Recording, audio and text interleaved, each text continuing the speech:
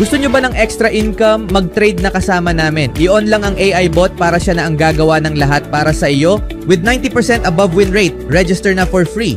John Wall, may asim pa. Pwede pang makatulong sa isang contender na team. Chet Holmgren pumirma ng max extension. At Warriors nilinaw kung ano ang hinihinging kapalit kay Kuminga. Sa isang mainit na pick-up game na para bang pagbabalik tanaw sa unang bahagi ng 2010s, nagharap ang former NBA stars na sina John Wall at Michael Beasley sa isang one-on-one na labanan na muling nagpapaalala ng kanilang kasikatan noong kasagsagan ng kanilang mga career. Ang sinimulang casual na laro ay agad naging matindi at puno ng tensyon habang nagkaharapan sila at ipinakita ang kanilang sobrang kompetisyon sa isa't isa. Hindi ito basta-bastang biruan, ito ay tunay na digmaan sa basketball. Si John Wall na huling naglaro sa NBA noong katapusan ng 2022-23 season ay muling nagpapaalala kung bakit minsang itinuring siyang isa sa pinakamabilis na point guard sa kasaysayan ng liga. Sa kanyang kidlat-bilis na crossover, eksplosibong unang hakbang at klasikong kontrol sa katawan, paulit-ulit siyang nakakapasok sa loob ng depensa para bang bumalik sa taong 2016. Kahit wala na sa liga, pinatunayan ni Wall na hindi pa nawawala ang kanyang gutom sa laro. Patuloy pa rin siyang nagsasanay, patuloy pa rin nagsusumikap. At kahit hindi pa siya opisyal na nagre-retiro, binanggit niya ang posibilidad na sumali balang araw sa Big 3. Sa kabilang panig, ipinakita naman ni Michael Beasley ang lalim ng kanyang offensive arsenal. Ang former number 2 overall pick ay nagpakitang gilas gamit ang likod sa likod na dribble, mga pasang may estilo, mataas na fadeaway at malalayong 3-pointer na pati si Wall ay napailing sa respeto. Hindi kailanman naging issue ang kakayahan ni Beasley sa one-on-one, matagal na siyang kinikilalang isa sa pinakamahuhusay na isolation scorers ng kanyang henerasyon.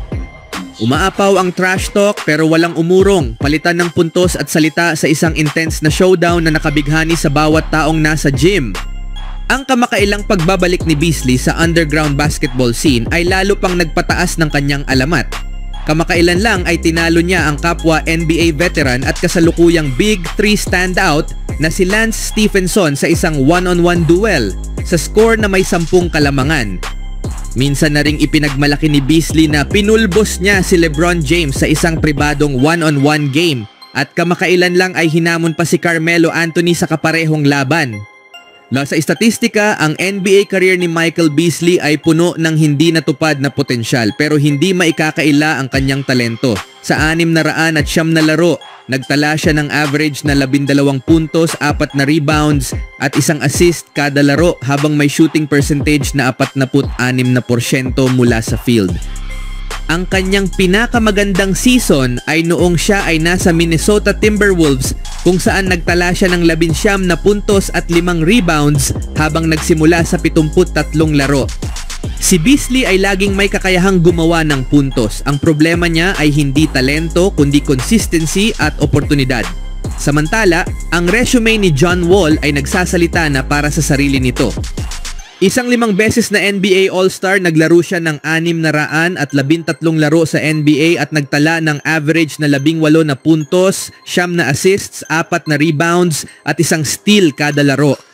Ang kanyang pinakamagandang statistical season ay noong siya ay nasa Washington Wizards kung saan nag-average siya ng 23 puntos at 10 assists at napabilang sa All-NBA Third Team habang pinangunahan ng Wizards sa Game 7 ng Eastern Conference Semifinals.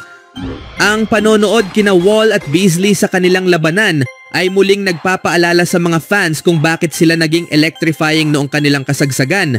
Si Wall sa kanyang matulin at matapang na pag-atake. Si Beasley naman sa kanyang versatile scoring at banayad na bitaw. Bagamat maaaring tapos na ang kanilang NBA days, nananatiling naglalagablab ang apoy ng kanilang kompetisyon. Sa isang laro na walang referee, walang crowd pressure at walang dapat patunayan, para pa rin silang may championship na nakataya. At para sa mga tunay na tagahanga ng basketball, yan lang ang hiling mo, ang pusong hindi pa rin sumusuko. Sa sumunod na balita naman, ayon sa ulat ni Shams Charania ng ESPN, pumayag na si Thunder big man Chet Holmgren sa isang fully guaranteed na 5 taon na maximum rookie contract extension na maaaring umabot sa $250 milyong. Si Holmgren na ikalawang pick sa 2022 NBA Draft ay dumaan sa ilang injury sa kanyang unang 3 taon bilang profesional, ngunit namukod-tangi naman tuwing siya ay naglalaro.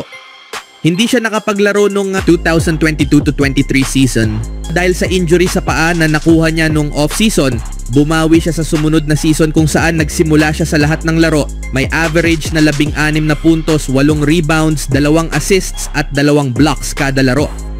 Isang pelvic fracture matapos ang isang matinding pagkakahulog ang naglimita sa kanya sa 32 regular season games nitong nakaraang season. Sa mga larong iyon, nagtala siya ng average na 15 puntos, 8 rebounds, 2 assists at 2 blocks bago magsimula ang playoffs. Sa playoffs, sinimulan niya ang lahat ng 23 laro at naging mahalagang bahagi ng pagkapanalo ng franchise ng kanilang kauna-unahang kampyonato mula nang lumipat sa Oklahoma City. Sa championship run, nag-average siya ng 15 puntos, 8 rebounds, 1 assist at 2 blocks kada laro. Kasama na ngayon si Holmgren sa hanay ng mga manlalaro ng OKC na nabigyan ng maximum extension tulad ni League MVP Shai Gilgeous-Alexander. Ang susunod namang hakbang para sa Thunder ay bigyan ng max contract ang kanilang star forward na si Jalen Williams na eligible na rin para sa rookie scale extension ngayong off-season. Sa huling balita, si Jonathan Kuminga ay walang dudang isa sa pinakamahusay na player na available sa NBA free agency, ngunit may kasamang kondisyon pagdating sa swingman ng Golden State Warriors. Bilang isang restricted free agent, may karapatang tumbasan ng Warriors ang anumang offer mula sa ibang teams upang mapanatili siya. Gayunpaman, hindi nalingid sa publiko na sinusubukan ng Warriors na ipagpalit ang former lottery pick kapalit ng package na mas tugma sa kanilang mga pangangailangan. Ngunit nitong mga nagdaang linggo, tila humina na ang usap-usapan tungkol sa isang trade para kay Kuminga. Ayon kay NBA insider Zach Lowe sa The Zach Lowe Show, ang masyadong mataas na hinihingi ng Warriors sa trade ay siyang dahilan kung bakit bumaba ang interes ng ibang teams sa kanya, kaya't tila malabong magkaroon ng kasunduan sa malapit na hinaharap. Base sa mga narinig ko tungkol sa sitwasyon ni Jonathan Kuminga, hindi ko alam kung ano ang narinig mo. Mukhang magtatagal ito dahil gusto ng Warriors ng totoong kapalit, tulad ng isang maayos na batang player at isang first round pick, sabi ni Zach Lowe tungkol sa trade niya. Habang ang ibang players tulad ni Nickeil Alexander-Walker ay na-trade kapalit lang ng 2 second round picks, mas malaki ang leverage ng Warriors pagdating sa kanya dahil siya ay isang restricted free agent.